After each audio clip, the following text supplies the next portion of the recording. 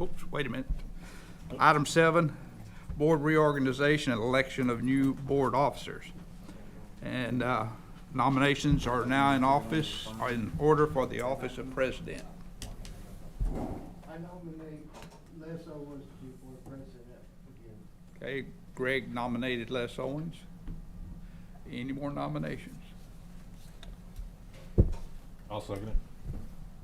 We need a motion Well- to cease nominations. Okay, If there's no more other nominations.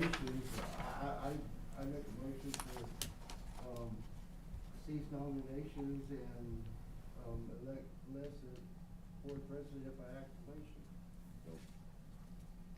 Okay, we have a motion and a second. Motion by, see you checking, second by, I'll make a second, yeah. okay. All right, well, we have a motion by Greg and a second by Gerald. All in favor? All in favor, none opposed? All right, you got me for another few months.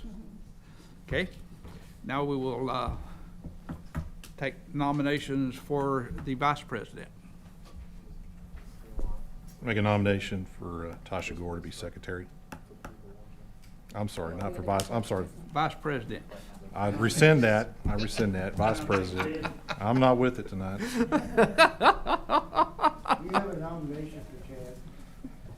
Do what? Jay nominated Chad. Vice president. Chad, vice president, okay. Any more nominations?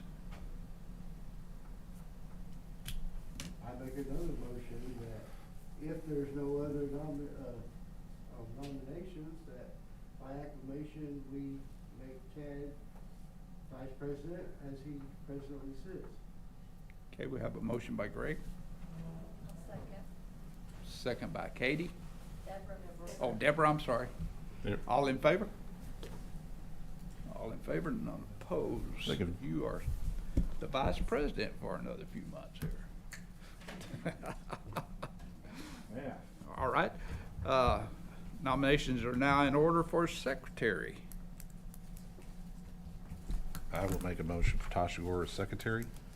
Nomination. Nomination. Now, I'm gonna get it right at some point. Chad nominates Tasha Gore. Any more nominations? I'd like to nominate Katie as secretary. Okay, well, Greg nominated Katie.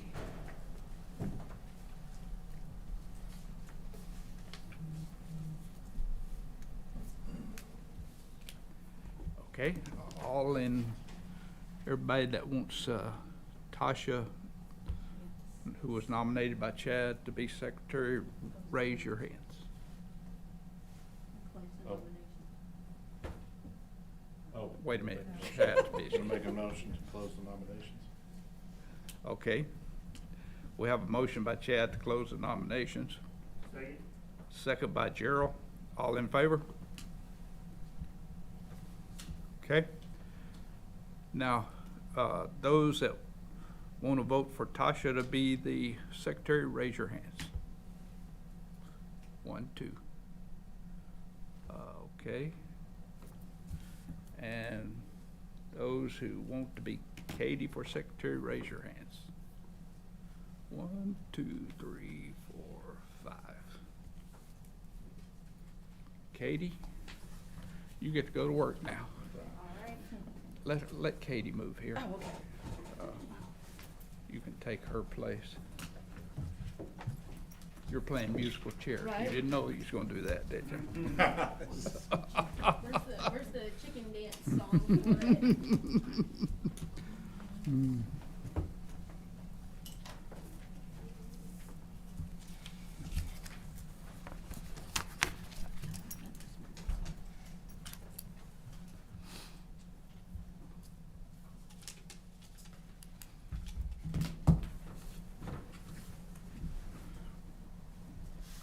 Okay, we'll go to item 8, campus recognitions, and we'll start, Mr. Hopper, you gonna do this?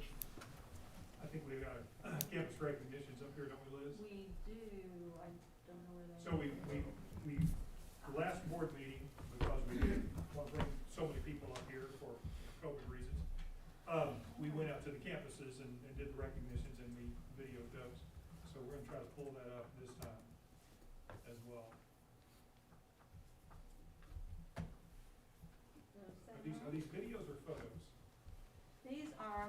photos.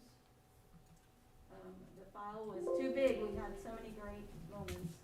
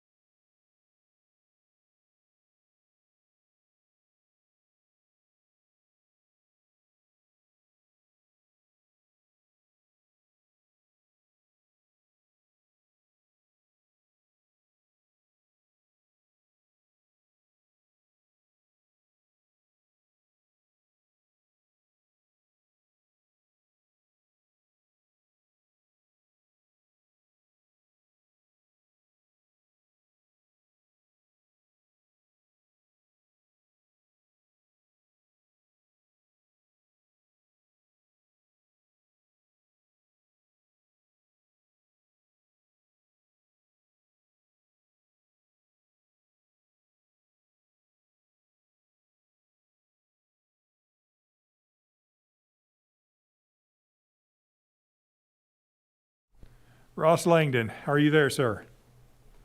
Wait a minute. Yes, I can hear you now.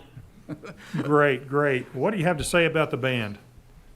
Well, if I can't see anybody right now, but if I haven't met you, my name is Ross Langdon, high school band director for Venus. Despite the difficulties of COVID, I feel like it's been a very successful year so far. Some of the things that we emphasize is that there's a high level of learning, there's a positive environment, and that the students perform at their highest level, whether that be marching, playing, positive encouragement within. And I felt like that we did do that. I sent out the video for Aubrey that we performed last weekend, where we got 5th place. And I just sent it out to all the students and just said, hey, this is your last performance. I felt like y'all did an amazing job and you should feel good about it. And that's something that I think the kids feel very strongly about, that we just played and marched really well. Some of the other things that I thought was a very positive thing is their actual last performance was Monday night rehearsal, where we invited out the parents to come, and the parents got to, or the students got to teach their parents on how to march and sets and everything like that. It was a great time. We felt like that for every student, it felt like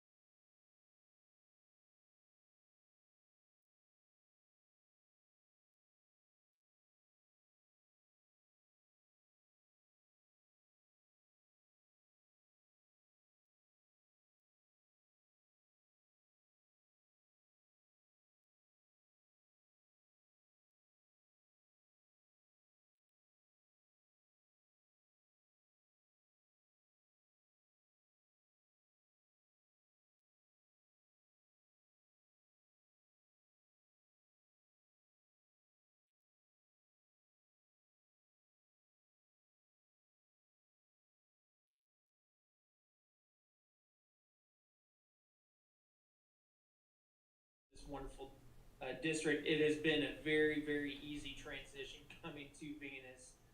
It has been quite amazing. So we pray and hope, and we know that it'll keep getting better. Mr. Langdon, thank you so much, sir. Appreciate it. No problem. Thank you, Ross. Mm-hmm. Okay. We'll go to item 9, presentation of Stand Up for Texas Public Schools Awards. Well, the Texas Association of School Boards initiated this annual program in 2014 to recognize the generous assistance provided to districts by businesses and other community organizations. By recognizing those who are standing up for public schools each year, we hope to thank those who deserve it and also encourage others to step up to help as well. So I would like to first extend a thank you to Martin Marietta of Midlothian Cement Plant. So if Mr. Favela could step forward, please, sir. Let's welcome him, please. So Martin Marietta has offered continuous support VISD CTE program by assisting FFA students, providing job opportunities to our graduates, and most recently through the donation of equipment to the district welding lab. In addition, they sent trainers to work with the welding teacher and the students, instructing them in the operation of the equipment that they donated. So once again, we're very, very appreciative, Mr. Ricardo Del Valle Favela of Martin Marietta. Thank you very much. Uh-oh. Found my phone. There you go, sir. Thank you. Thank you so much. Thank you, sir. Thank you. Thank you.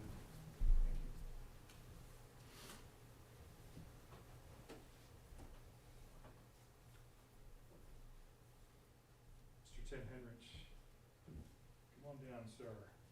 This is Global Tool and Technology. This corporation supports Venus I.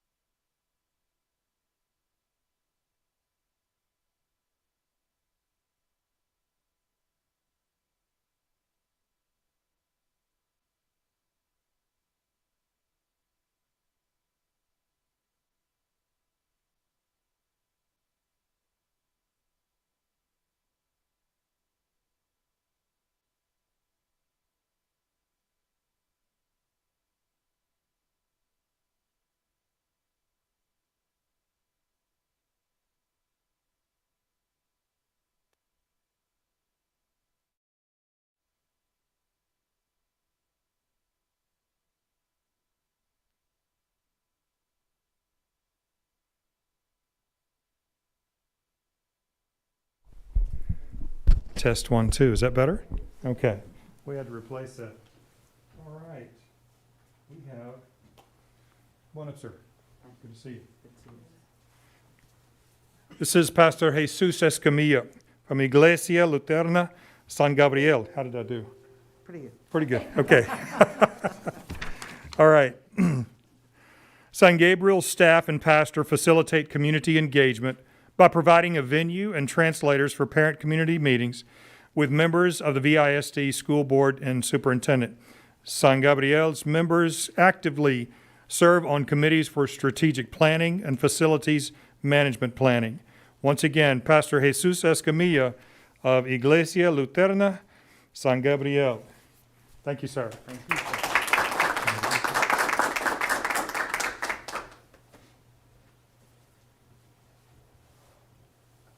Still a glare? All right. Thank you, sir. Appreciate it. Yes, sir. And thank you for making time. Thank you, sir. Do we have somebody The go? gentleman from Yep, Windows, he's back there. son got to play a ball game. Thanks, sir. So he couldn't come, he was, Do them in December? we can. Okay. Sure can. All right. We've got one more, and we had a gentleman that could not be here tonight, but we'll bring him back in December. Okay? Thank you.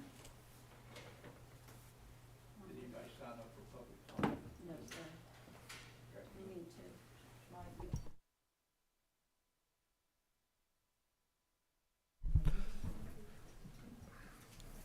Eyes burning.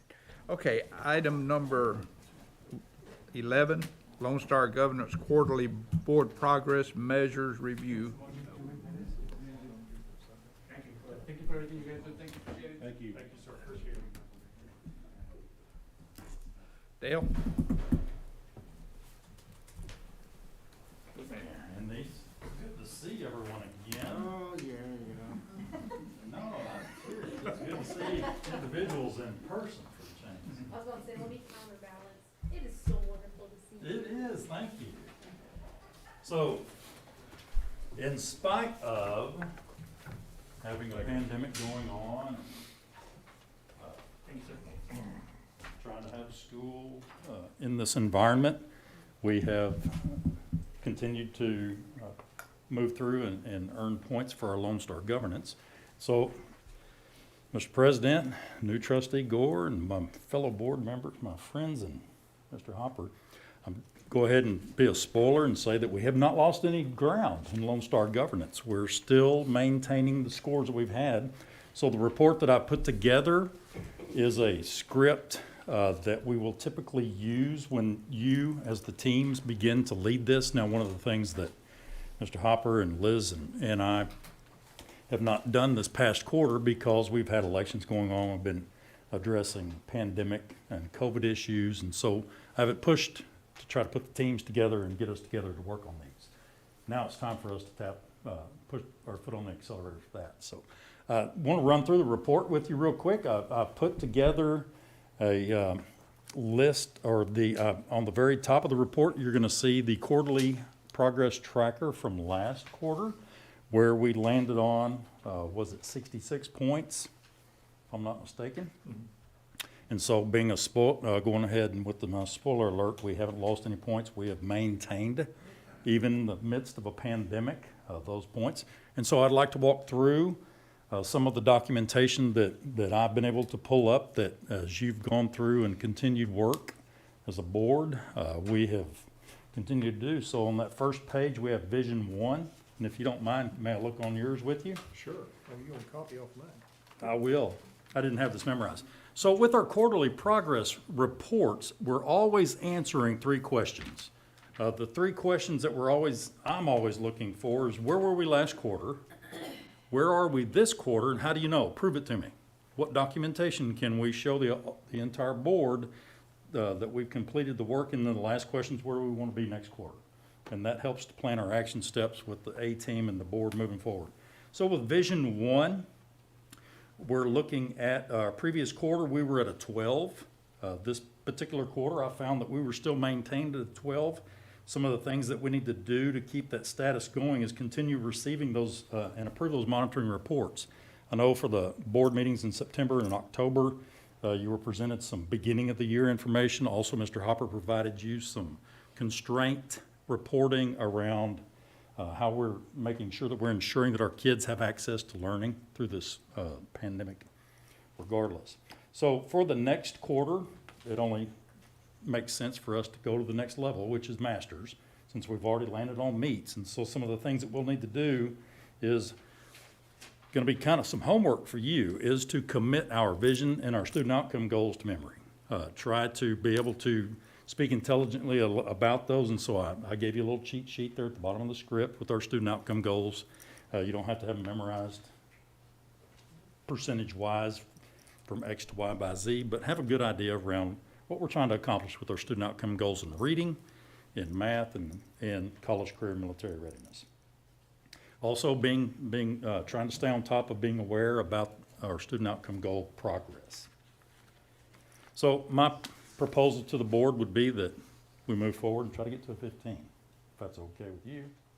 That's great. Sounds good. On the next page with our Vision 2, that's where the board adopts those goals. I'm sorry, went too fast. I'm sorry. Looking at Vision 2, previous quarter we were on a 12.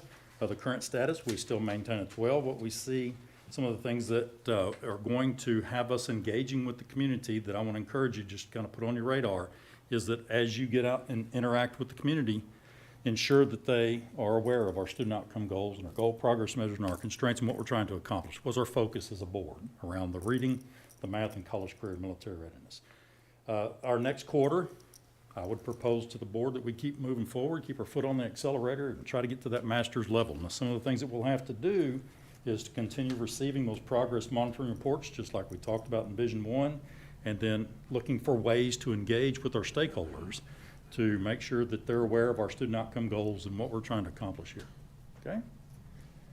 So I'd propose we move to a 15.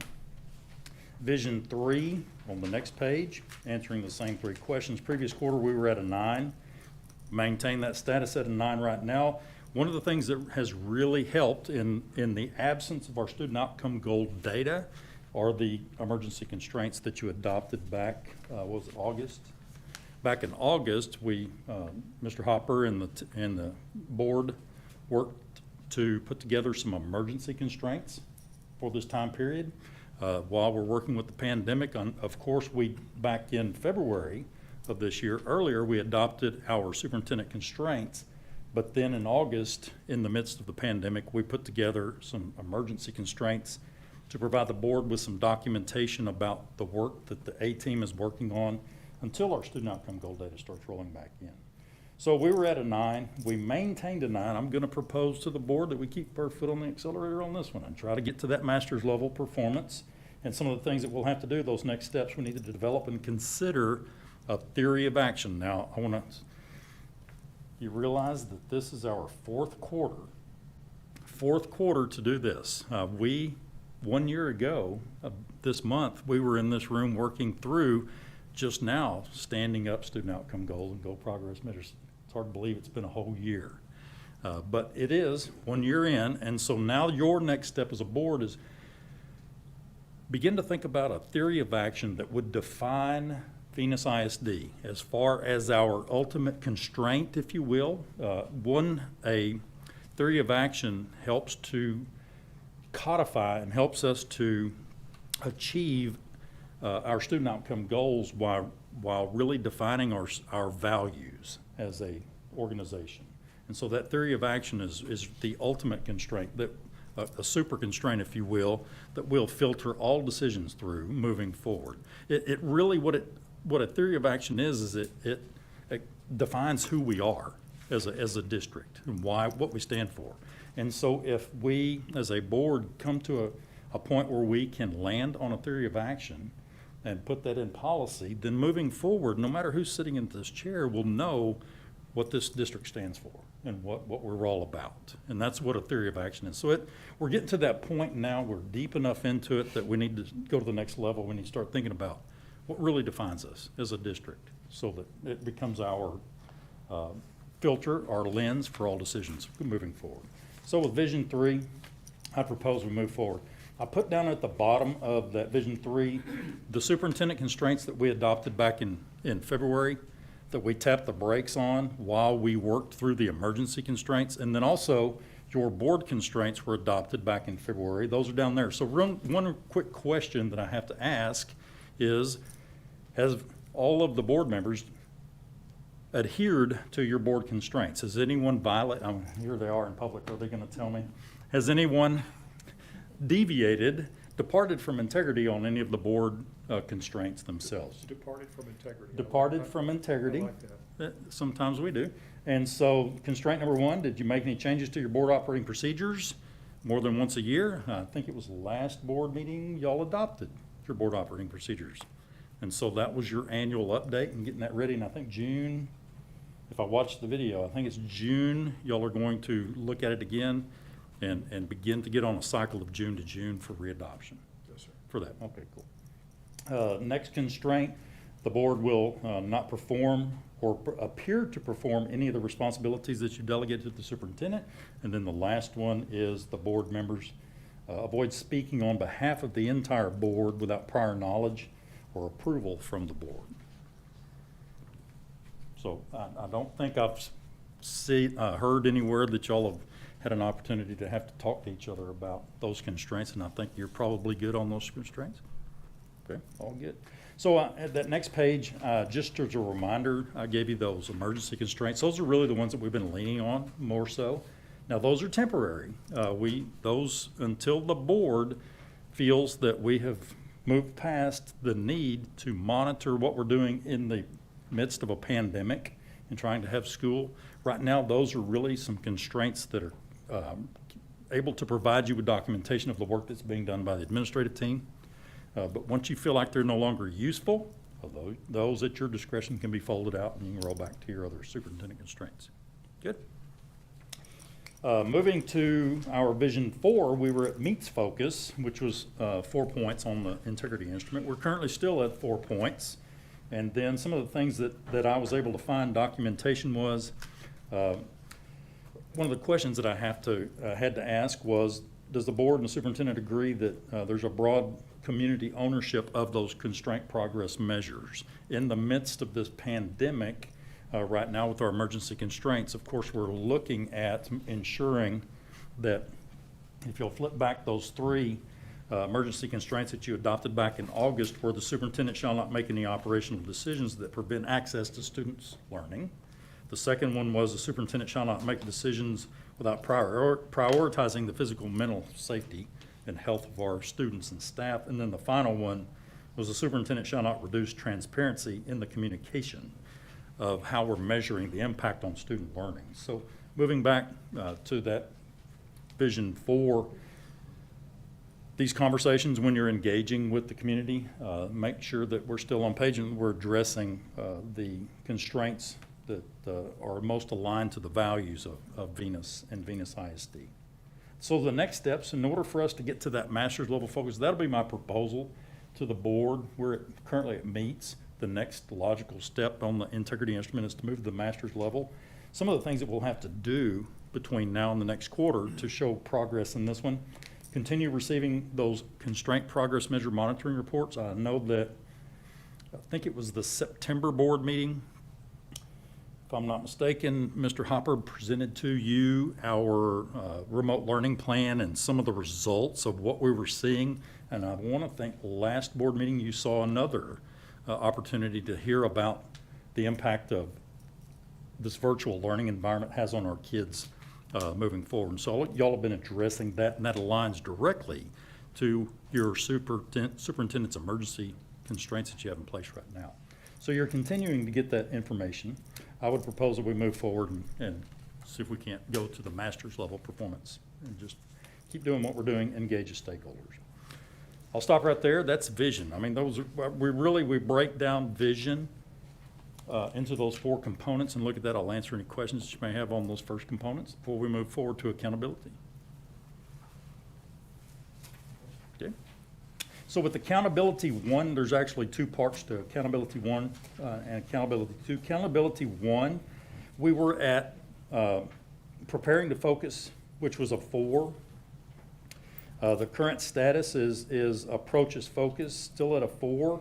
Feeling that we move forward to a meets focus of 12. Some of the things that we're having to do is continue collecting our time trackers, which I'm doing right back here for this board meeting. We tap the gavel at 7 o'clock. So we'll continue doing those time trackers. What I provided for you is all of the time trackers that I had access to by watching the videos, either being in the room or watching the videos. So that's what I do in my spare time is I watch y'all on YouTube. Instant replay. I get to fast forward through the commercials and move through there. But what you see represented in that chart are the actual total number of minutes that can count towards the time tracker. So what we take out, just as a refresh your memory, anytime that you spend in an executive session, that time doesn't count. Anytime spent with public comment, that time's taken out. If we had to have a hearing, I know we had I think we had a first hearing in one of our board meetings, and so that time does not count against us. What you see graphed out in the graph down at the bottom are all 9 of the board meetings that have occurred up to tonight since the last quarter, and you see the actual time on task that we can count accumulated in a board meeting. So just for example, the one most recent one that I could see, because you haven't approved the minutes yet, on the October 26th and 19th, I think that's probably going to happen tonight in the consent agenda. But just for an example, looking at October the 8th, the total run time that we can count is 142 minutes of that board meeting, of having the pledge, establishing a quorum, doing the recognitions and all. And of that 142 minutes, in that particular one, there were not any student outcome goal minutes that counted towards us, and so that was a pretty busy business night. But you can contrast that, move on down to the one right prior to that. We had a September 28th meeting where we saw 75% of our time during that board meeting really focused on student outcome goals or constraints and constraint monitoring. So looking at the entire quarter, the way that this is calculated, it's an average. And so I take every one of the meetings that we've had during the board or during the quarter, and we look at an average, and on the average, we're spending about 35% of our time in our board meetings, total time, run time in this room, focused on kids. Aspirationally, to get to the master's level, we want to try to shoot for 50% of our time. Now I'm going to tell you that's really tough. You can look at you were at every one of these board meetings, I'm sure, or you were in contact, or you had the information, and so you remember back to how much time we spent in the board meetings and how much of that time was spent focused on kids. And so that kind of gives you an idea of how hard it is for us to move to that 50% time limit. But that's an aspiration. We always want to be looking to spend more and more time in a board meeting focused on kids. But on the average, 35% is pretty good. Most boards that are engaged in Lone Star governance are staying anywhere from 25 to 45%. So you're right in there in that group. I always want to get better because that's on us, and see if we can spend more and more time, see if we can find ways to kind of carve down the meetings and spend more time focused on kids. So moving forward, moving to the meets level, meets focus, some of the things we need to do is just continue looking at our agenda, see if we can refine those, look for efficiencies, ways that we can keep them going. Good? Accountability 2 on the next page is looking at the board measuring and communicating, but doesn't interfere with the progress towards the student outcome goals. And so previously, we were at approaches focus at a 2. The current status or is at a meets focus or 4. And so one of the things that is on me as a coach is to get with you and work with Ms. Salazar to put together a staff use tracker report for you in this next quarter so that you can have that component, and that will allow you to move over to the next level, okay? So my proposal would be that we shoot for that master's level focus, which in this particular piece of the integrity instrument is a score of a 5. Accountability, any questions before we go on? Okay, so the next one is around our structure and how the board operates in a way that helps the school and the superintendent and the board accomplish its vision. Previous quarter, we were at a 12. Currently, we maintained at a 12 because some of the things that we've done is to look at our agenda, see if we can refine that agenda, making sure that agenda is propped up 72 hours to meet the letter of the law, first of all, but make sure that that agenda is ready to roll and try to make minimal, if no, changes prior to a board meeting within 72 hours. One of the things that is still going to have to be addressed is to see if we can get to you as a board your board packets 7 calendar days prior to a board meeting. That's still, I mean, that's a work in progress, and that is a refinement of our internal systems, and that's going to take some work, so we're working on that. But if our A team gets to the point where they're providing it to you 7 days in advance, then that'll give you ample opportunity to do your homework, look at that, get your questions to the superintendent, get those answered. That'll be another way that we can speed up our board meetings, in the fact that you can get questions answered around some of the reports and things that are going to show up on the agenda. We speed up the board meetings here, because my ultimate goal, like I said, is to try to beat the clock, be out of here in 2 hours and get you home with your families. That's always my goal. Let's take care of business, take care of my bulldogs, get home in 2 hours and be with our families. At the moment, we're at meets focus. I'm going to propose the board that we keep our foot on the accelerator and try to get to the master's level focus on that one as well. Okay? I'm sorry. There was a graph that I put together, a little graphic down at the bottom. What I did was I took all 9 of the board meetings.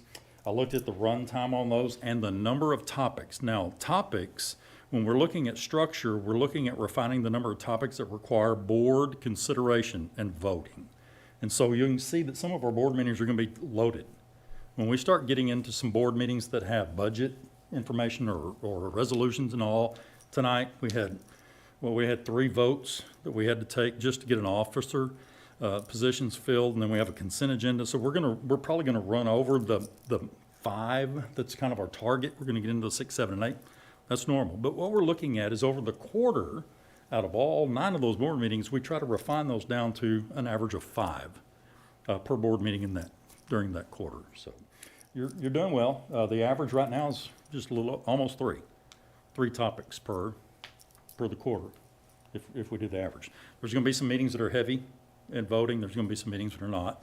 They balance out when we start doing the average. Okay.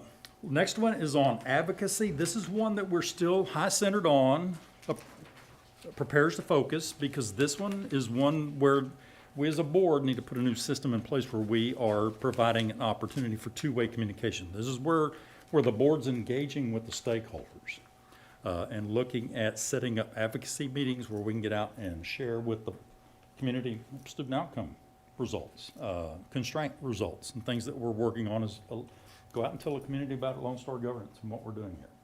And so we're still working on these systems, putting those in place for advocacy. So my proposal is going to be keep working on the plan, moving from does not meet focus at the moment to that preparing to focus. Some of the things that we'll have to do and put in place is to figure out a timeline, at least once every half a year or so to go out and engage with our stakeholders in our community. Do it through Facebook, do it through Zoom, however we want to do that. Good? And then the last one is Unity. And this is where the board works collaboratively with the superintendent. One of these that we're looking at is attendance to the board meetings, the time that we're spending on task in the board meetings, how we're spending our time. Previously, in the previous quarter, we were at Approaches Focus, which was a 3. We're still at a 3 at the moment. Our attendance rate, as we begin to do an average over the entire quarter with those 9 board meetings, since I didn't have the minutes to lean on, I did have the ability to look at the video and count how many board members were there at that time. So I was able to go back to at least October the 19th, complete all of those. And so on the average, we're looking at 83%. The master's level performance is 80. That's the threshold. So y'all are well into the master's level performance on attendance rate. So keep it up, keep it going. So let's adhere to our board operating procedure manual. That's one of those things that you need to do a self-check during this evaluation is have we adhered to our board operating procedure manual and deviated from that, departed from integrity, you like that word too, which is, we're human and we might do that. It's just a matter of giving presence to it and moving back into the track. So at this moment, with Unity, we're at Approaches Focus. I think we can meet focus once we move forward and continue establishing those Lone Star governance teams, because the next quarter, what I just demonstrated for you with those scripts, I'm going to sit back here and I'm going to watch the show and I'm going to let y'all do this. Is that okay? You can't see me smiling. So with that, we're on track. We haven't lost any points. What we would see if once I complete that last time use tracker and give you a solid percentage on the time that you spent for all of your board meetings, I'll be able to present that to you, but we're at 66 points. We're on the average of about 35% of our time spent focused on kids. We can keep climbing, make it even better. So I'll open it up for questions on those scripts. Moving forward, when we start working as the teams, those scripts that I showed you right there, that's the way I walk through it, that's what you're going to see, and I'll prepare those, work with those, with you to prepare those so that you have those. And let's say Deborah's working on the Vision 1 and 2 team. The rest of y'all are going to get her report, just like you see right there in that packet, while she talks about it. And then when Katie's team comes up and does Accountability 1, you'll see her script too. So everybody will have the same information that's being shared out per quarter. Questions? When will you be getting with our board members to kind of coach them on presenting? This next quarter, our next quarterly tonight is, this is November, December, January, February. So before February's board meeting, when we come back together, I carve out, it'll just be one meeting, a little Zoom meeting. We can do it through Zoom, or if we need to meet here face-to-face, whatever you're comfortable with, and we're going to meet on your schedule. If we have to do Saturdays what I try to do is I set up a 1 hour maximum Zoom, 35 to 40 minutes max is about all those, most of my team meetings ever run. But the main thing is during that time period, whatever these 2-man teams are that we're working with, I want to go through that script, make sure you're comfortable with it. So when you sit here that evening to run that, you're comfortable with the presenting and you're confident that you got everything that you need. We're ready to roll. So sometime between now and February, we'll set up one meeting, 1 hour max. I promise I'll beat the clock. We won't go over an hour. Most of them 30, 45 minutes. Yes, sir. I apologize. So you're talking about a meeting with everybody? Or No. Two-man teams. Two-man teams? Yeah. At a time? Yeah. So we've already had y'all volunteer, and we can get our new trustee on board once we get her trained up a little bit. We'll give her a little Lone Star Governance 101 real quick before she gets fully trained, so that she can at least engage with the content and with the work. If I have a veteran, we'll put her with a veteran board member to help kind of guide through that. But what I'll do is I'll schedule one hour meeting for this team, and then one hour meeting for that team, and one hour meeting for that team. Yeah. And we'll do it, like I said, we'll meet your schedule. So is that team gonna be presenting it together, Can, or one of them out of the two? either or. I've had boards do it, tag team it. I'll do the first part, you do the second part. You want to take it this time, you take it that time, whatever. Y'all, whatever works for you, we'll make it work that way. But the main thing, when we have that Zoom, that coaching call, I want you to be comfortable, confident, and competent, so that when we're through with that, you're ready to roll. It'll be kind of messy. I'm sure that way. It'll be messy the first time, it's okay. I'll hold your hand, it's all right. But then what's going to happen, here's what you're going to realize. How long we've been on task right now, so far, with this quarterly review? Anybody get the start time? 7:28. So let's roll back the game film. You remember the first time we did this? When I stood over there and it took us an hour and a half of beat down, hour and a half, while I walked through this. We just completed your 4th quarterly report in 20 minutes. And it'll get faster and faster and faster, because it'll get to a point where, well, we're at a master's level. Did we maintain it? Yeah. What do we need to do to keep that for the next quarter? There it is. So is all this information that we need, is that something we're gonna have to be going and finding? No. Something that our team's gonna be presenting to us? Exactly. Yeah, that's what the whole purpose is. I'm going to bring to you here, remember, let's see, Vision 1, remember on October the 1st, we adopted this, adopted that, adopted this. We'll put that script together for you so that you'll have that in front of you. Yeah.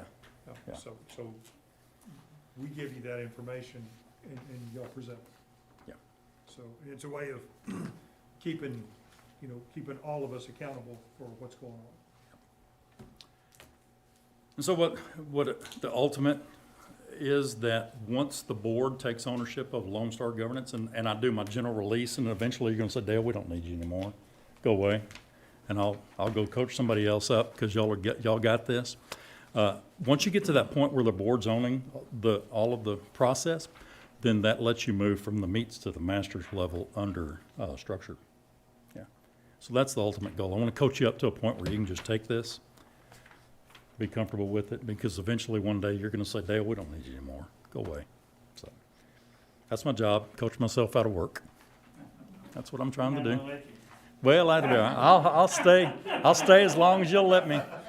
I most certainly will. But with that said, that's all I have, Mr. President and board members, and I'll answer any other questions you may have. Well done. Thank you, Dale. My pleasure. Thank you, Dale. Okay, we'll go to item 12, Student Growth Performance Update by Anne Marie Morgan. Hello, everyone. Can you hear me? Yes. All right. You should be seeing slides on Student Growth Report, and we're going to look at progress in reading since we've been back. So the program that we're using right now for students in kindergarten, actually pre-K all the way through 11th, 12th grade, is called Lexia. And this is a computer adaptive program, which means the students work on the computer, they get on the program, and based on how they're doing in the program gives them lessons and gives them tasks where they are on their instructional level. And so they're always working on skills that they need to develop. And so it's really a great way for teachers to be able to differentiate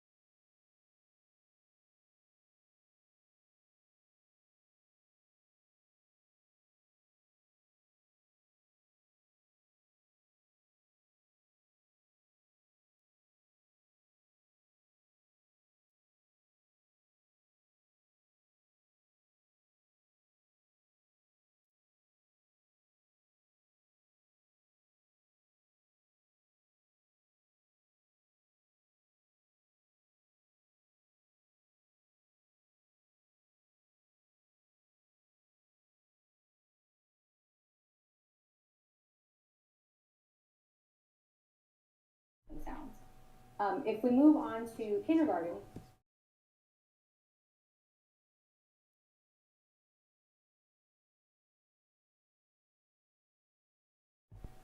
we have 36% of students working at the kindergarten level, and just in the few weeks they've been on the program, they've just jumped up to about 70% working on grade level skills, which is really great for kindergarten. And then we're gonna move up into first grade, and you'll notice, of course, that the growth is less dramatic in first grade, because now we have students who, at first grade, are really engaged in the work of reading. And so we do have about 25% of students working on grade level, and teachers are working with our students in small groups, doing direct reading instruction with students, and students are working on this program. And so just since the beginning of the year, in the few weeks they were on the program, where the number of students working on grade level is just slowly increasing. And then you can move on to second grade, and you can see pretty similar results, that we are slowly increasing the number of students working where they need to be. Moving on to third grade. Here we can see a slight drop where we don't really have a good number of students working above grade level, but we do still have about 16, probably about 20% now, working on grade level for third grade. And then we move up to fourth grade, and then fifth grade. And so you can see where the drop kind of is that third grade year is really pivotal. If you go back to the third grade, kind of think about that, and I know that's where we are focusing our board goals. Third grade is where they take all of the skills that they develop in the early years, and they really have to apply those skills in reading grade level text. And I apologize for the beeping in the background if you can hear that. So we're gonna move on to, so third, fourth, and fifth grade. Third grade is also the year where they start, they take the STAR reading test for the first time. So we're definitely gonna be paying attention to the kiddos in third grade, making sure that they can access the grade level text, and read and comprehend it fluently. So moving on then to grades 6 through 12. So in grades 6 through 12, the program changes just a little bit.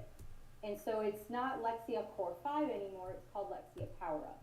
And the difference here is that by 6th grade, students should have a command of the foundational skills. And so they're not working, they shouldn't be working in those specific reading skills anymore. Instead, they're working in 3 areas. On word study, which includes vocabulary and structure of how words are put together, and then grammar, and then, of course, comprehension. And so right now, the graph you see here on grade 6 through 12 is just a snapshot of all the students in 6 through 12. We had, this is where they were. The bar graph here changes just a little bit, so I wanna make sure that you know what you're looking at for the rest of these slides. So here, instead of grade level, it is grade bands. So if you notice on the left, it's a very light blue. These are students who are working at foundational levels, so kindergarten through 2nd grade.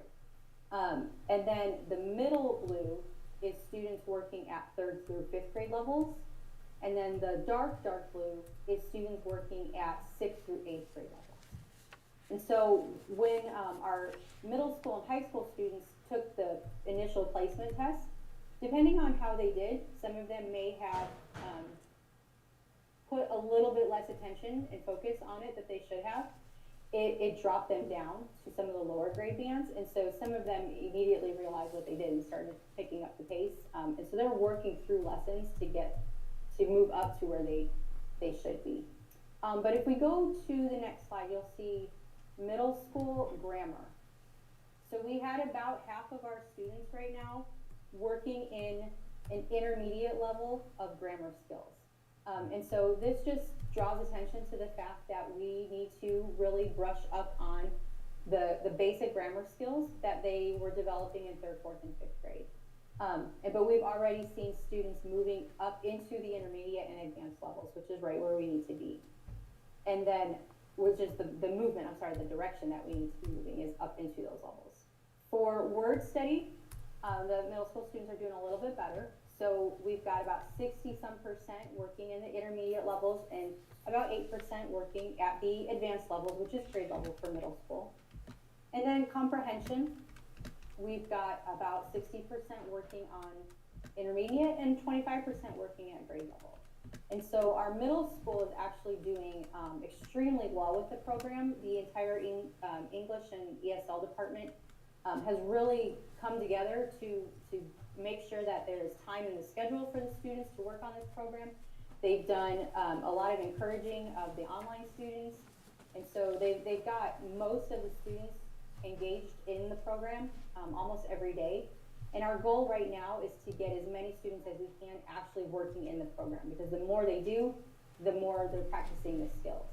Elementary is also doing a really fabulous job of getting students to engage with the program and to do the practicing of the skills, and also primary. And then the last 3 slides are high school. And so as you can see for high school word study, we do have initially about 40% of the students placed in the foundational skills. And again, I am going to chalk some of that up to high school students not taking it seriously and just kind of going through the motions to do the diagnostic. But we do know that there are concerns with students' reading levels even at the high school level. So, which is why we brought in a reading teacher for 9th grade, and why we're using this program at the high school levels in the first place. If you go on to grammar, this is again a little stronger for the high school students. So we've got nearly 60% working at intermediate levels and about 14% working in advanced. And then the last slide is high school comprehension, where you can definitely see students are working at higher levels on comprehension. And so what this is telling us is that our high school students, the older students, are missing some of the individual skills for grammar and word study, but they have been able to put the whole, put it all together so they can read and comprehend text. And so right now, the #1 challenge for our high school teachers is finding time in the schedule to help kids, to allow kids to work on Lexia. Only having 45-minute class periods, and many of our students, the program is suggesting that they be on the program an hour to an hour and a half a week. So we're working with the high school teachers. They're doing a great job of thinking about different ways to allow students to have time in class and during flex period so that they can be on the program as well. So that's where we are with reading. So we're seeing growth, and that's what we want right now. But like I said, our #1 goal right now is to make sure that we're getting as many students as possible. The time on the program, that's really going to benefit them.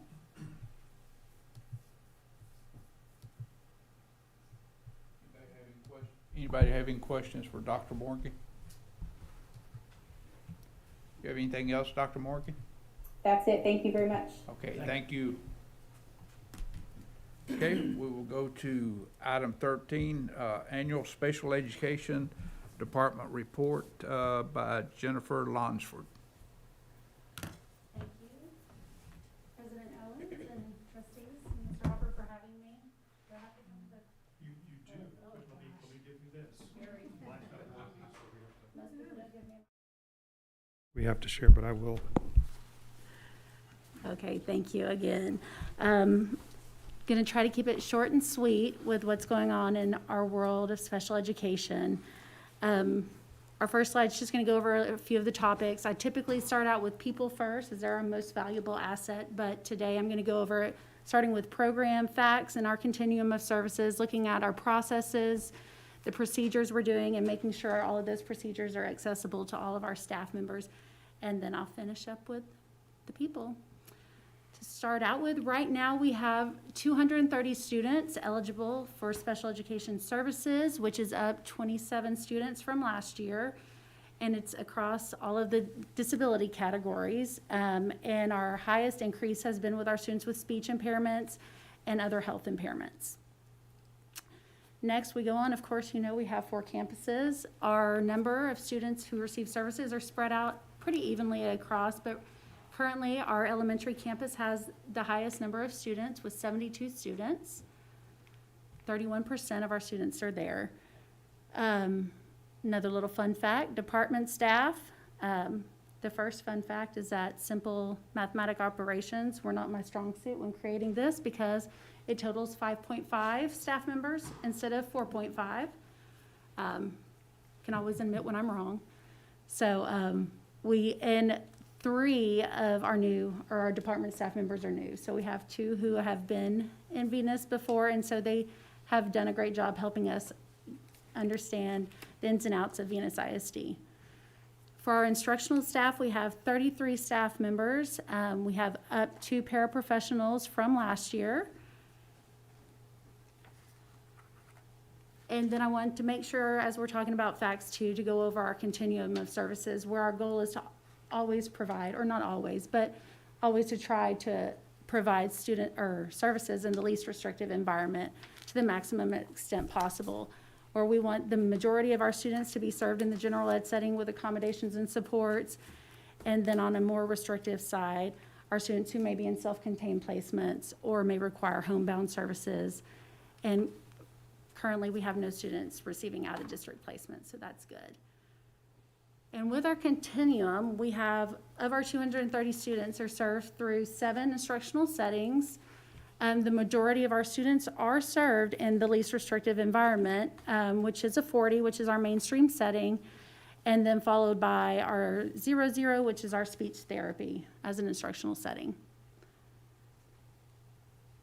And the processes we've been working on this year, we've been working really hard as a team to make sure that we are aligning and linking our Venus ISD operating procedures for our department along with local, state, and federal policies. Some of the ones we've done this year, we've now have written teacher procedures focusing on IEP development and implementation, a new referral process, and the development of campus student support teams for assisting with the referral process, as well as our operating procedures required by TEA to be uploaded to the legal framework this year. There were 17 areas within Child Find, Evaluation, and FAPE, which is a free and appropriate public education.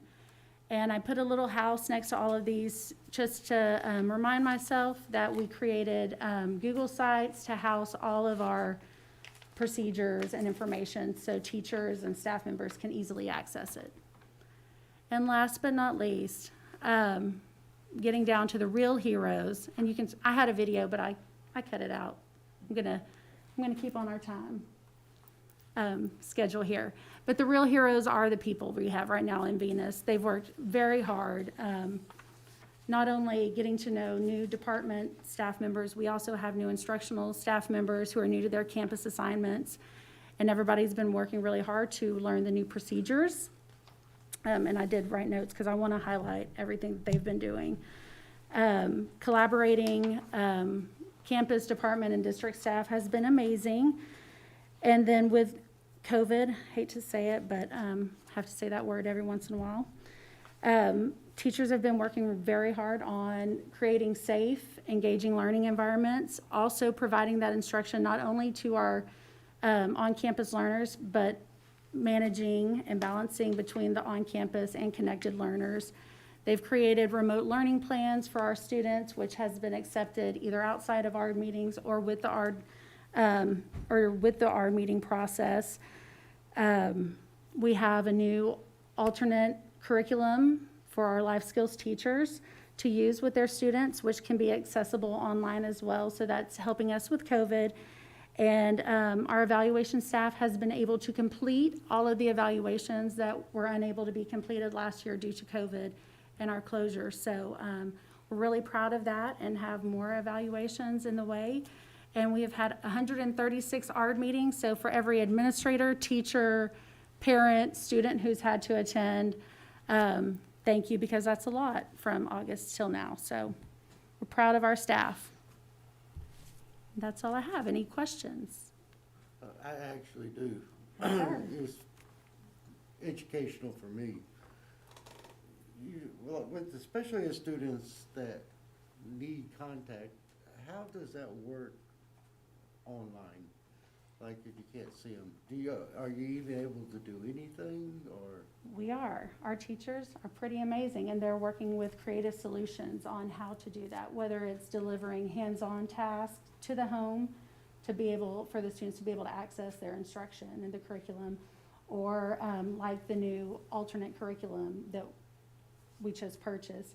It can also be accessible online without even having to distribute materials to the house. But it has been So who- challenging. Who does The the teacher, person work, the teachers, but from a computer though? Or, the students at home. okay, they have to do it on their own, or I was wondering if They do parents it, got involved, or? it depends on the student and their level of support that they require. Some of our parents are now learning facilitators and helping students access their instruction at home as well. We have some students who they have siblings who may help them just getting logged on and a few other things before they can get into their instruction. But so far, it's been challenging but successful with getting everybody to participate in their learning. Good. I'm glad. Thank you, guys. Thank you, Ms. Thank you, Lunsford. Ms. Lunsford. Okay. We'll go to item 14, CTE program presentation by Mr. Moore. Good evening. This year, TEA released a revised program study for CTE for 2021. It's been a work in progress that TEA has been streamlining the CTE pathways for the last 4 or 5 years. And so it's changed some of the offerings and how certain things lined up that we'd typically been used to in the past. But what we've looked at in moving forward is what we currently have and where's it going to go next school year. Health Science is one of our largest participant programs at the high school. We are currently offering this as an online course. Our students have taken that are year 2 or on medical terminology. Our incoming freshmen are taking the principles of health. Next year, students will be afforded the opportunity to take the 3rd level in this strand on site by taking A&P.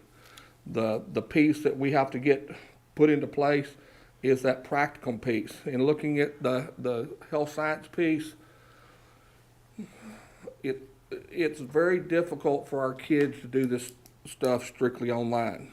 By going online, it afforded us an opportunity to branch out and offer some more courses that we had not had in the past. But it's most definitely one of those things that we're going to have to find that human body moving forward in that avenue. IT started that up last year, Principles of Information Technology. See the number of students this year as freshmen moving to digital media, which will move into an AP Computer Science Principles type course. The next Are those is, students online? Are those students online? yes, Can I interject on this? Yes. And we're gonna phase out information technology strand? when we're gonna what?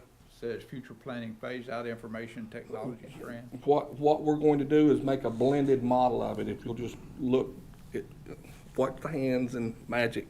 The IT is still going to be there. It's going to appear in a different strand in a different model. The big thing that we've heard over and over and over and over where CT is concerned is cybersecurity.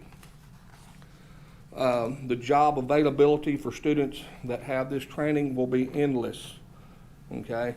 So in the STEM piece of it, we're taking fundamentals of computer science, which will then be able to split after the AP computer science principles.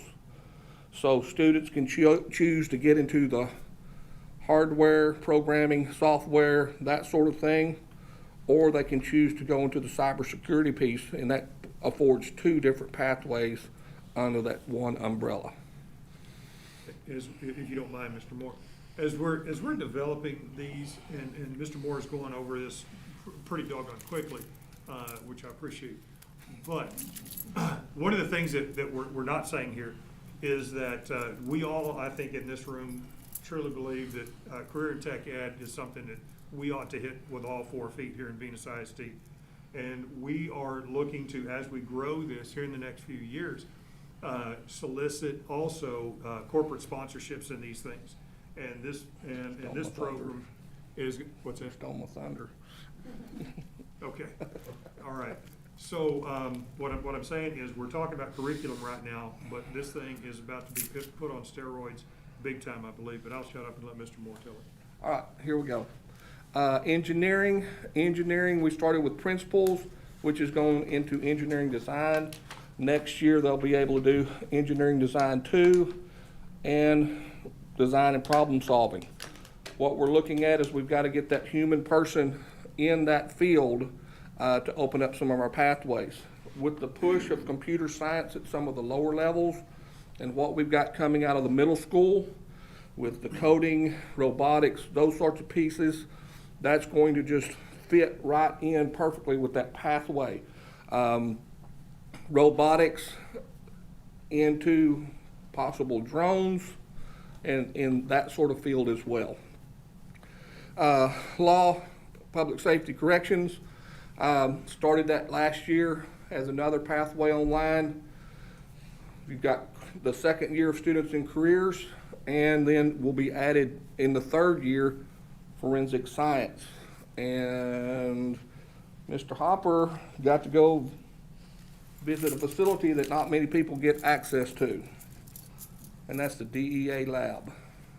Through partnership with a gentleman named Daryl Davis in STEMversity, we have a, I can't say it all, gastro mass spectrometer. That's close enough. Yeah. Gas chromatograph mass spectrometer. Thank you. Okay. For those of you that like the CSI and all those wonderful TV shows where they put the chemical compounds and it breaks it out, Venus High School has one in the building. The plan for that is it will be put together. They'll come in and dial it in over the summer, start developing curriculum in the spring, over the summer do training. And so our kids in the forensic science program will have a device that, not to my knowledge, another school in the state of Texas has. We have it. It diagnoses substances and chemicals on a molecular level. COVID? No, sir. No. Almost. We'll put a little more oil in it and see if it. Education and training, going back to the mindset that we're going to grow some of our own. One of the things that this is going to provide for us is opportunity for our students to go through this program, and after human growth and development, it kind of splits into 2 pathways. The profound thing about this is students that choose this track, when they graduate high school, they'll have an Educational Aid 1 certification. So we're always looking for aides and personnel and that sort of thing.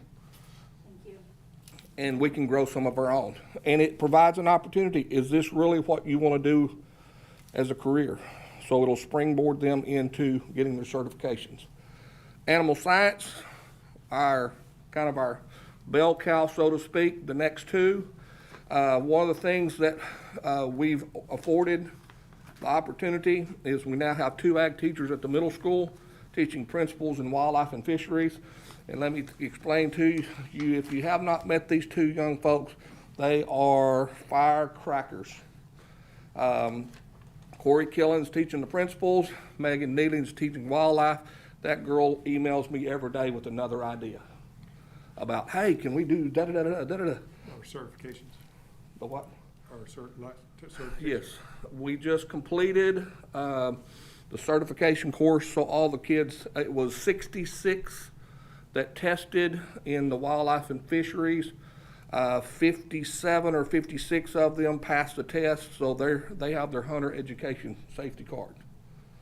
So one of them was going to put that to use this next week and was upset because he couldn't get it by Friday, and he's been emailing the teacher saying, I gotta have my card, I can't go deer hunting without my card. So that's just another certification in that level.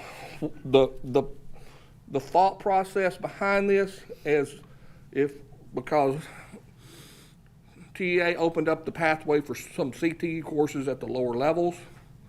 Okay, so we get CTE contact funding for those 2 courses. It will allow us to branch that as we grow into high school. So instead of, I believe 2 years ago, we had 6 sections of principals at the high school. After this next year, that number will drop quite down to 1, possibly 2 of incoming freshmen that want to get on the agriculture pathway. So we may only have to offer 1. So that's 5 other sections that we can bend that into another area. And then, of course, our big bell cow in welding. The way it's set up now, if you take principals by your 8th grade year, you can come in as a freshman into intro, sophomore welding 1, junior welding 2, and then do some career preparation, workforce type study, training, partnerships, those sorts of things. And it will, twofold, get a welding certification, and welding 1 and welding 2 get dual credit through Hill College. Business and marketing, baseline is principles, as is with all the courses, and then we'll move into touch systems, BIM, business information 1 and 2, and complete that strand. Down at the bottom, arts and AV. One of the things that we've done with this program is get more definitive, so that you come in as a freshman, take the principles course, then as a sophomore, you can go into graphic design, follow that piece, or you can concentrate on animation. Both of those will end up in a career prep course as a senior. So it'll be a practicum of 2 hours that they'll be developing things, software, games, whatever their niche is. Is that the bottom one? All right. We have the fortunate opportunity that we've got to tour 2 facilities, one at Cleburne, one in Arlington. Vastly different populations. Saw some great things in both. If you got to go to the Cleburne facility, oh wow, magnificent. Like Mr. Hopper said earlier, the thing that we've heard from both places is the way to make the CTE grow and take it to the next level is through business partnerships.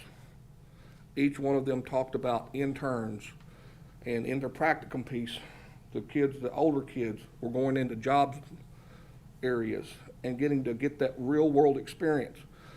The second thing that hit me the hardest, and we've talked about this several times, is, for example, Cleburne offers dentistry, and they have a retired dentist that teaches the course.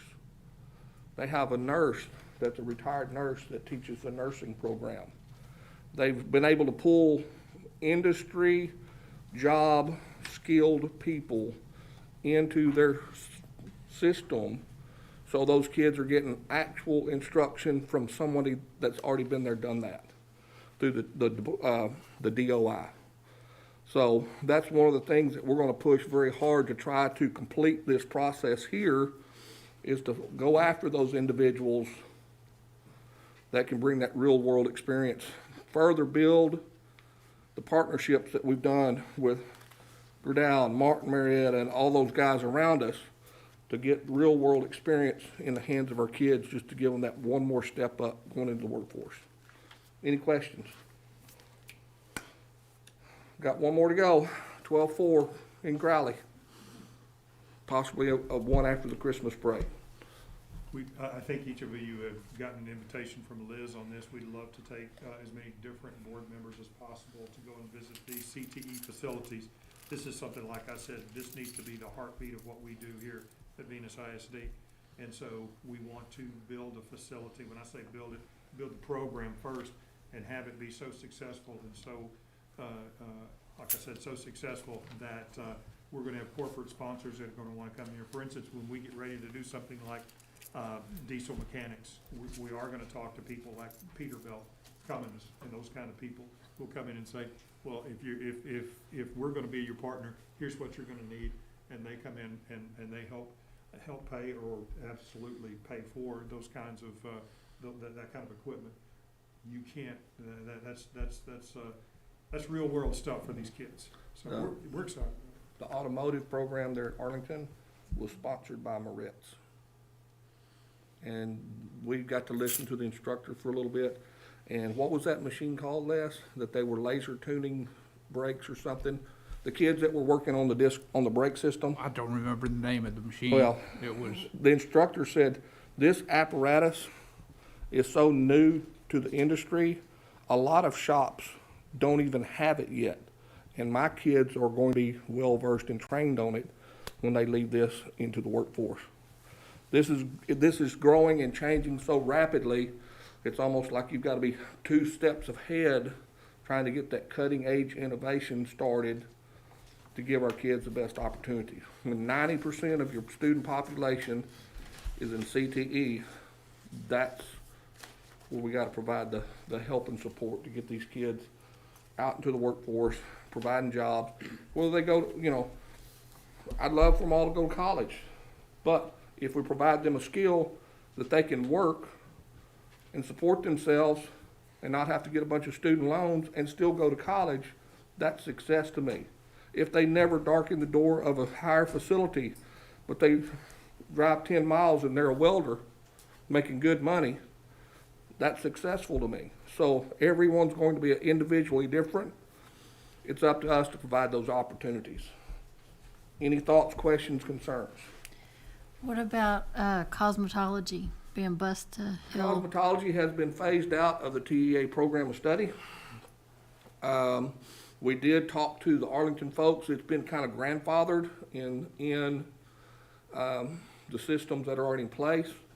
Arlington got into a regionally approved program to continue their program. Cosmetology is of high interest. I've already started one of those in my career. It's tough. It can be done. Okay, I've got to do some more research on that regional approved programs of study before we look at that. I just wanted to say thank you for your diligence. Thank you for your diligence. You're doing wonderful. I'm really excited about this program. We have been afforded some opportunities here that not everyone, first off, a great board that believes in what we do. The opportunities to have a facility that fits us in the programs of study, moving these kids forward. And it's exciting. It's what keeps me up at night and what makes me get up early, and a hamster falls off the wheel and I sleep for a little while and then wakes back up and starts running again. So, good stuff. thank you, So Hollis. going back to the bullpen. Hey, Okay. We'll go to item 15, consent agenda, approve previous month's board minutes.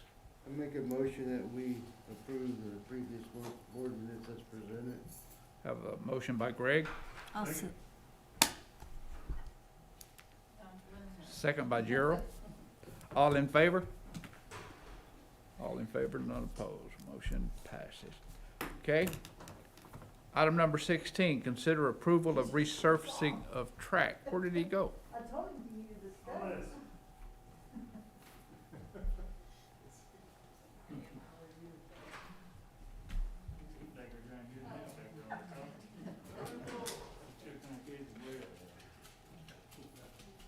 I don't know why you left. Oh, I didn't have the agenda in front of me. first time I've seen you run. Hey, they said track, so, up to this point, I've only had 2 interested companies in providing information for resurfacing the track. It's in bad shape. It's deteriorating by the day, and should we wait too much longer, it's going to be a complete renovation at about 3 times the cost. So currently, I have one bid for $116,000. The other bid is for $154,000. So, that's where we're at as far as pricing is concerned. If we can get it redone over Christmas break, we're another 8, 10 years investment. And if you look at 10 years over 116,000, that's a pretty good investment for something that a lot of people in this community use. Any questions on that? Are you recommending the 116,000? Yes, sir. That will be Hellas. Hellas is who put the facility in. Their process is different than anyone else out in the market. They don't use petroleum-based surfacing material. They use plant-based material. So in all actuality, we have a vegan track. And we're supposed to feel good, no. Yeah. But it's all done in-house. None of it's subbed out. Their product is made in Texas. Their companies are all Hellas company crews, and they come in and everything I've seen up to this point, very good people to work with, and they'll stand behind what they do. Okay. You gotta hear what, if you're gonna get a truck or not. Not to exceed 116.5. Okay, I'll make a motion, we approve resurfacing of the track not to exceed $116,500. I'll second. We have a motion by me and a second by Deborah, all in favor? Can I make a statement? Sure, go ahead. I mean, before I vote on this, was this in the budget, or, and if not, do we have the funds sufficient to It feel was- safe about it? It was not in the budget because it was gonna be budgeted out of next year's funds. However, I have a little bit of extra money in the salaries, that we're gonna move later on in a budget amendment And to the other cover piece it. of that, Mr. Hoffman, is when they came out to look at the surface, the rate of deterioration from last spring to now was faster than what he had ever seen. Because he thought the surface was, we were banking on 2 years, but it's just spider webbed, the black is coming through. There's been some chunks start coming out of it, so we've gotta get something done, we can't wait. Yeah, well, I'm okay with the need, I just wanna make sure that financially, we're not putting ourselves in a bind somewhere. I agree. And you say we're okay? Yep. Okay. That was my question. Any more questions? Okay, we have a motion and a second, all in favor? All in favor, none opposed. Motion carried. Okay. Item number 17. Consider approval of finish out for 6 portable buildings. So, we're very, very fortunate to get portable buildings essentially donated to us from Mansfield ISD, and having done so, those things still have to be moved, and not only moved, but set up. Had we bought these things, even used, and we found out the hard way that there's not a whole lot of difference in cost between a used portable and a brand new one. So these things would have been about $60,000 each to get those portables, and that didn't include a whole lot of the things that you see right here in front of you. So that would have been over between $360,000 and $400,000 to get that done. So it looks like right now we'll be able to get those moved for about $60,000 total. And then this is another, this is a list of everything else that we could see that's involved. The electric, up here you're going to see the 3 racks that are going to go to each one of those, and those are $3,500 each. And they had actually offered to give us the racks that they had been using. There's just something about used electrical equipment that has been moved that just doesn't sound real safe. And so we thought it's best to go ahead and replace that. Power to the building, It's going to be $5,500 each for the elementary and the high school. But the middle school is a little bit different because the elementary and the high school, those are both united. Is that correct, Ronnie? And then we have Encore with the middle school. And we don't have a firm number on that. Michelle and I were talking about it, and we thought it's got to be in the neighborhood of, and we want to shoot high, but somewhere in the neighborhood of maybe $10,000. Because what this is going to evolve is taking it from the transformer, and Encore is going to run that all the way over to the rack that they're going to set up over by the middle school. The transformer is over by the press box, and they'll run it over to a rack set up on this side of the road, bore under the road, and then bring it up over to where those portables will be. So we'll have to pay for running it, of course, the rack itself, but then running it from the rack to those portable buildings.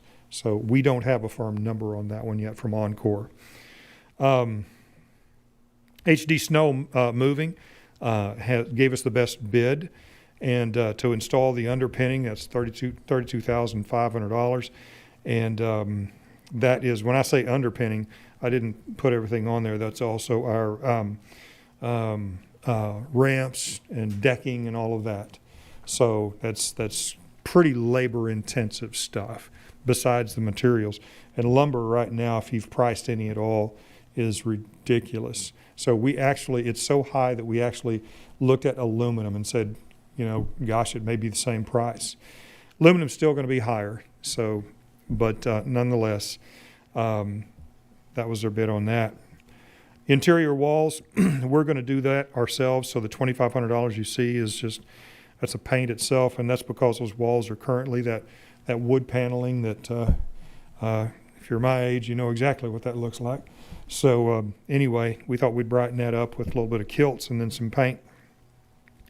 Sidewalks, and again, that's kind of a high-end estimate. And that's, you know, so we'll have the ramps itself that go up to the building, but then it's, you know, because wood is so expensive right now, it's just as cheap to just lay some concrete down from there to the parking lot. Am I right, Ronnie? So flooring. This is one that kind of floored me. Carpet and installation, and I just told Ronnie, I said, get the cheapest thing we can get. One of those buildings actually has pretty new carpet in it, and so we're not going to mess with it. But 5 of the 6, you know, are going to need some kind of flooring in there. And when I say that, a floor covering really is what it is. So yeah, this would be the carpet squares, sort of like you see in here. At one point I said, well, let's just get the roll carpet. And I thought that ought to give us a real price break, and we can just do that. Well, it wasn't much of a price break at all. So anyway, in fact, it was a little bit more, wasn't it? I thought, I didn't understand that. But the roll carpet tends to kind of crinkle up in places and stuff like this. So anyway, that's the flooring. Fire alarms, of course, we're going to have that. Somewhere between, they said $7,000 and $12,000. That's a pretty big swing, but we put $12,000 down there because we didn't want to, you know, underestimate that. And so that brings the total to $96,302. Now that is without, again, that middle school number up here for electric. Ronnie, am I leaving anything out? What's that? I think you got all of it. You think I got it all? Is the electrical, is that the 3-phase? Is that what you decided on using? It'll all be single phase. Single phase? United Co-op, they're gonna have to add 3 new J boxes at the elementary and run it back around to get our single phase to run into these. But the buildings are set up on 150 amp each, which we're gonna set up on 200 amp servers for each one. Yeah. And also, if for some reason or other at the middle school and the high school, if we have to add more buildings, the power will already be there, so we won't have to redo it again. Right. I think what was the question of the whether we're gonna run poles across the road versus run it underground. Right. So We looked at that so many different ways, and basically what did he tell you about running that from where it is there in the middle school down to this side of the building? Yeah, it would have been three poles. Mm-hmm. And if we run 3-phase, we'd have to set 3 more poles from either direction. So Go ahead. But right at the moment, we don't need three-phase, but if we run it up there, then we're still gonna have to remove it if we ever add on to that west end of the building, so it'd be a waste of time and money on that part. We have room on that middle school side of, to add, what, another 2 or 3 portables, or We've got enough space there to have at least 4 portables. 4 portables and all? Yes, sir. Any more questions? So we're looking upwards as to 110,000, 108 or 10,000 on this. Yes, sir.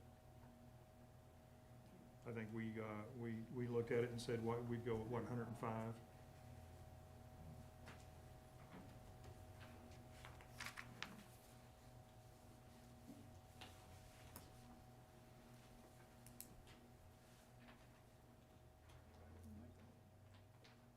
I mean, I guess on this one too, it's all about the money.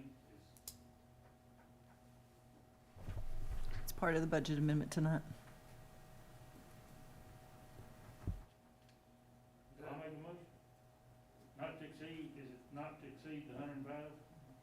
Not to exceed the 105. Okay, we have a motion by Gerald,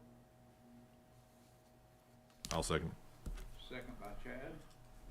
Can I say something now that the motions are made? Sure. Just, Jay already asked you, but now we're talking like 200 and something thousand that we're shifting, and we're okay with that. You got that much flexibility in this budget. Okay, I mean, I trust you, I'm just, Now, we can't eat at any more of the board meetings.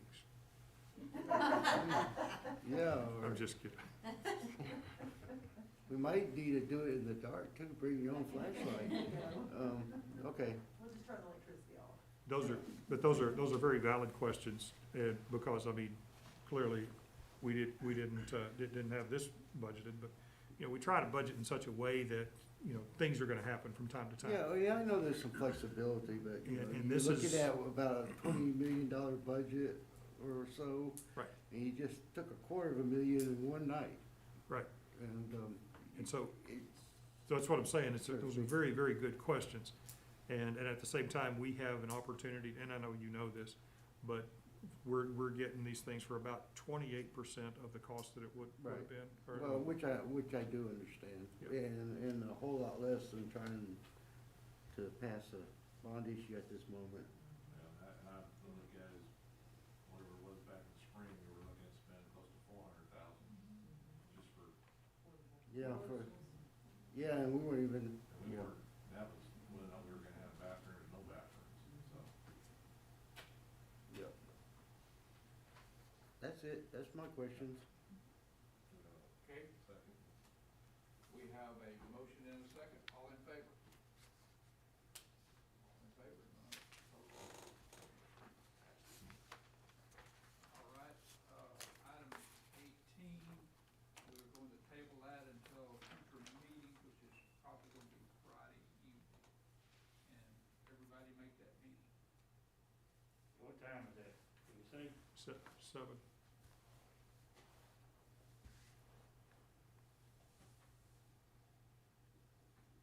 All right, we'll now go into executive session for 551-071, 551-072, 551-074, 551-076, 551-082, 551-0821. And it is now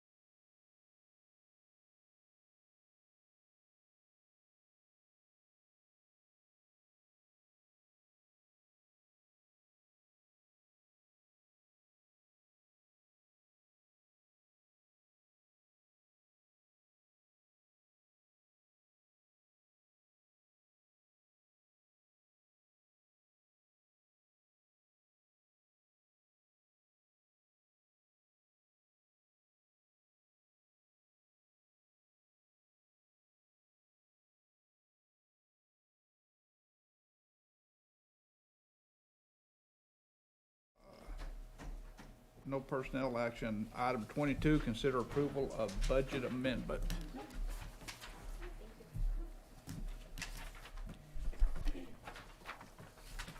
Thank you.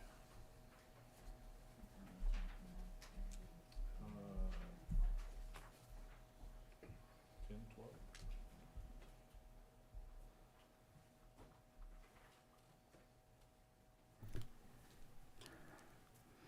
12. Okay. Budget amendment, is for the, buildings and for the track, and it's a total of $221,500.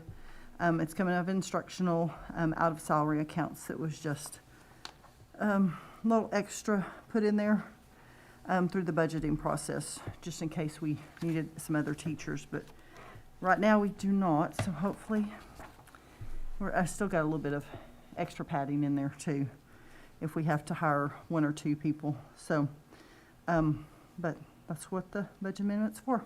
You said something about a truck, what was that?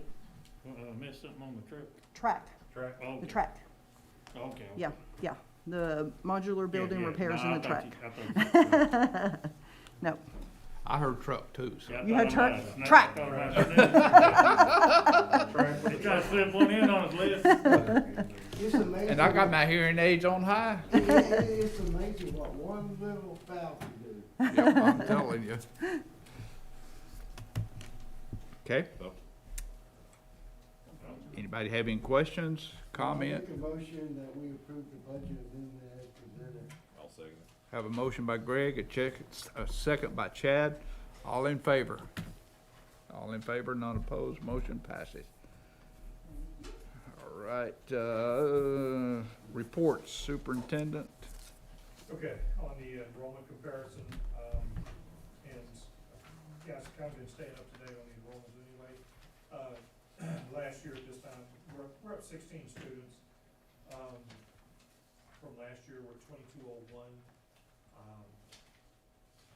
Just a crazy, crazy year. And, you know, we continue to have more houses coming in, so we're gonna increase, but, you know, that's where we are. It's just a crazy year. If anybody can keep their enrollment, it is tough right now. Yeah, we're growing so fast that, that's not gonna be a problem for us. So, up 16 students total from this day last year. But, you know, the guys that do all of the profile and all that, I mean, I guess they'd have had as much higher than that for now. A little bit Right higher. or wrong? A little bit higher, yes, sir. And I don't think, you know, as you look at the growth coming, I think we're a couple of years off from when it really, really is. Yeah. But it's gonna, it's trickling right now. But Have we heard any more about the 300 mobile homes? I have a planning and zoning meeting Thursday night. So, and also, yeah, I'll send out some information to the board about, this guy here to the south of us, still wanting to put in 357 lots in this cornfield here. Is that more than the last time we heard, or did I just The think that houses was get less? smaller and the number gets bigger. Well, and he's also increased, some of the land because I say he's increased, excuse me, he's intending to buy a piece of land, cause I told him, I said, if you don't connect that thing to 157, nobody's gonna be for this. So, and so they're actually, he's got it drawn up by, he's got two landowners over there that he's got that thing connected over to 157 and going up. Interesting, okay. So, that does add some houses, but those are small lots. Now, from a growth perspective, I mean, you know, we love to have local people working for us, you know, and I had recently had a scatter, a map done, a little, electronic, pin map done of all of our staff and where they live. Oh my gosh, we're from the far side of Dallas, in fact, some of them beyond that, to the far side of Fort Worth, and all points in between. So I'd love to have those people centered right here, so the more housing options they have. Yeah, I think the modular home deal over is hung up on the lot size. He wants 30-foot lots wide, and the city's saying 40. So they're hung up on that at the moment. I hope the city tells him 50. Yeah, when you start cramming those in there on 30-foot lots, my goodness. Oh my gosh. That's a crazy deal. So I don't know what they're gonna resolve, but, You're part of the zoning committee, aren't you? I found out, one of the things I found out, Greg, is that we have absolutely no power whatsoever. We make recommendations. Yeah. The last unanimous recommendation we made was absolutely unanimously overturned. Plus, we got the apartment complex going in that's gonna be completed. Some of them, they didn't open those last ones. So, anyway, but it's growth is coming. Okay, let's go to the Chief Financial Officer report. Any questions? I have none. Anybody have any questions for Michelle on the financial report? Okay, How much money we have in fund balance? I don't know that, the auditor's coming this week, I'm trying to get ready. Okay. We'll know I'll when know he next leaves, month. right? I'll know next month. Okay, good. I will ask you next month. Ask me next month, I'll know. Still doing financial audit. Yes, I'm trying to get all the. I think I did what I information sent to him, shouldn't be and doing. he's coming out Wednesday, so, yeah. Anybody have any questions on the other reports? I got one for the assistant here.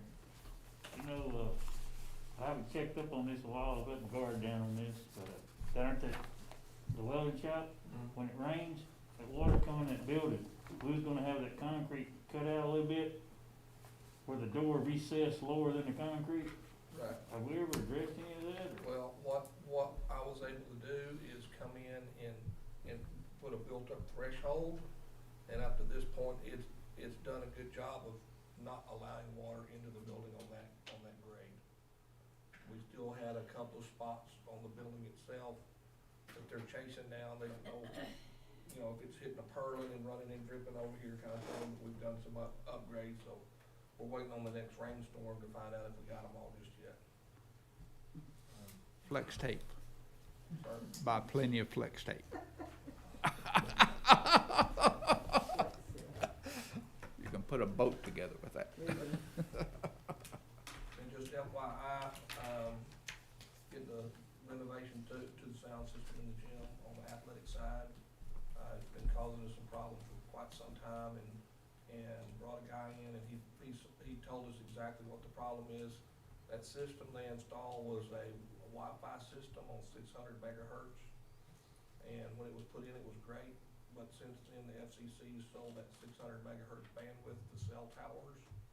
So the more people you get in there with cell phones in their pocket, the more static it's in the speakers. So as of Thursday, they're gonna come in and hardwire some speakers in and get us a new system, so we should have much better sound quality in the gym. Okay. So what about, are we still online with no more online training after the 15th? That's what we're going to talk about Friday night.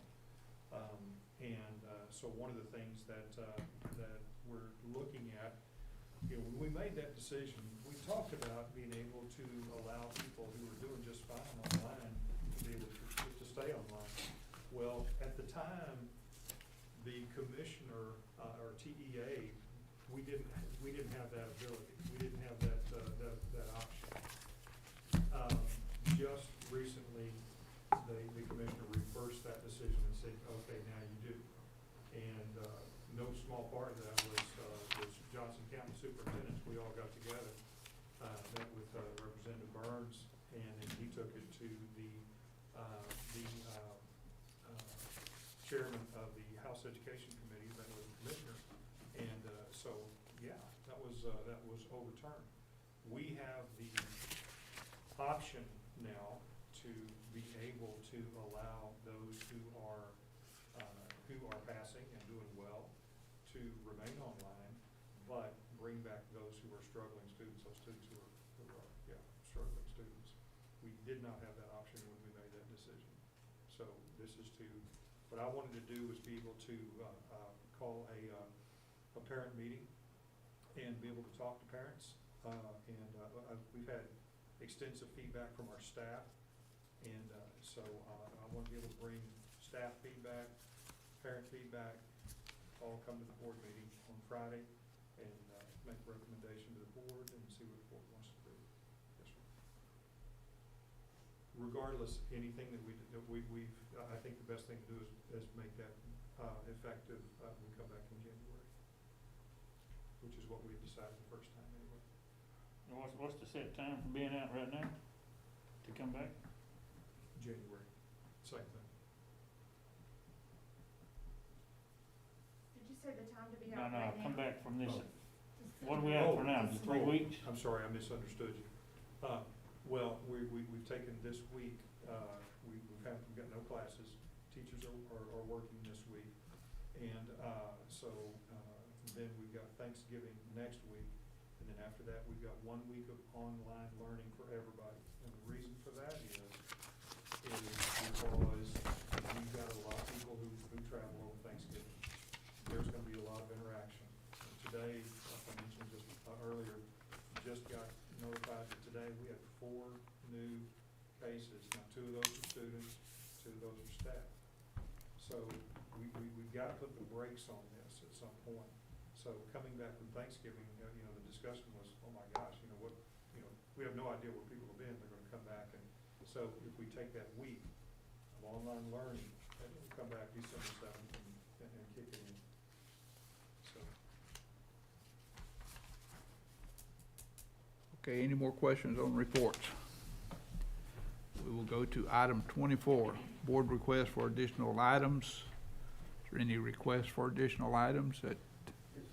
Yeah, we got a meeting Friday at 7. We have a meeting Friday at 7, and we have a meeting, the next regular meeting is December the 14th at 7. Meeting on Friday can last. About 3 hours. I got dinner plans. No, ma'am, I think we can come, what I wanna do is I'll get everything together like that, get it to the board, and we'll come in and try to get in and get out. If it takes more than an hour, we'll probably do something else. Okay, item 25, we will adjourn at, oh man, 25 or 26? I gotta get out of this. 10:28. Let me see, 10:28, yeah.